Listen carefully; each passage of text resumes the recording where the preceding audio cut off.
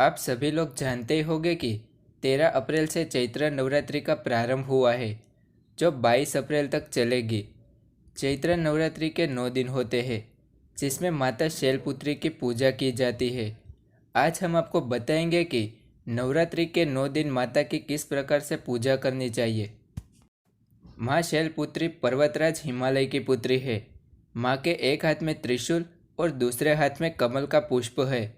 शैलपुत्री को ऊना के नाम से भी जाना जाता है। चैत्र नवरात्रि में 9 दिन है, उसमें से पहले दिन से आखिरी दिन तक इस प्रकार की विधिवत तरीके से पूजा करनी चाहिए, जिससे माता के आशीर्वाद हम पर बने रहते हैं। चैत्र नवरात्रि के सभी दिन सूर्योदय से पहले उठकर स्नान करना चाहिए। उसके बाद साफ कपड़े पहनने चाहिए।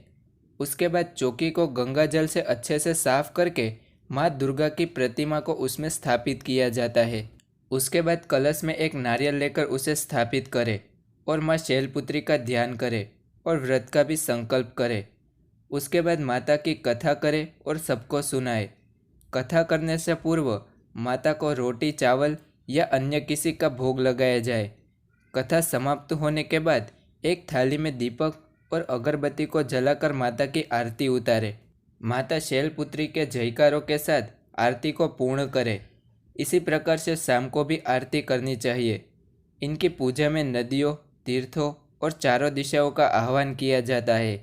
नवरात्रि के पहले दिन से लेकर 9वें दिन तक हर रोज़ घर में कपूर जलाना चाहिए और उससे ही माता की पूजा भी करनी चाहिए।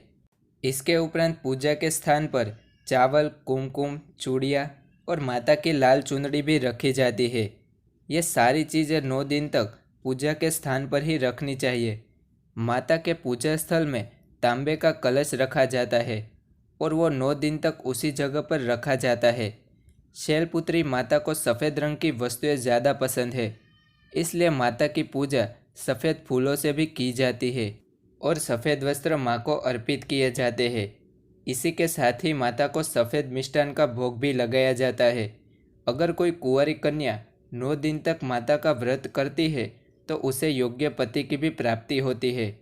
ऐसा कहा जाता है कि नवरात्रि में माता स्वयं हमारे घर पर आते हैं, तो नवरात्रि में उनके आगमन के लिए घर के प्रवेश द्वार पर तोरण भी लगाए जाते हैं। पुराणों के अनुसार जब भी किसी का शुभ कार्य आरंभ होता है, तब घर के द्वार पर तोरण लगाया जाता है, जिससे घर में अच्छी ऊर्जा का प्रवेश होता है। चैत्र नवरात्रि में 9 दिनों तक माता का सुबह शाम पाठ करना है और उनकी आरती भी करनी होती है। इसके अलावा 9 दिनों तक माता के लिए अखंड दिया भी जलाया जाता है। इससे घर में बुरी शक्तियाँ का प्रवेश नहीं होता।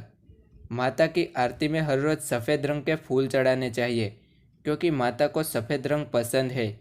चैत्र मास की नवरात्रि में इस तरह से 9 दिनों तक पूजा की जाती है। अगर आप इस तरीके से पूजा करते हैं तो अवश्य ही माता रानी आप पर प्रसन्न होंगे और आपको अच्छा आशीर्वाद भी दे सकते हैं।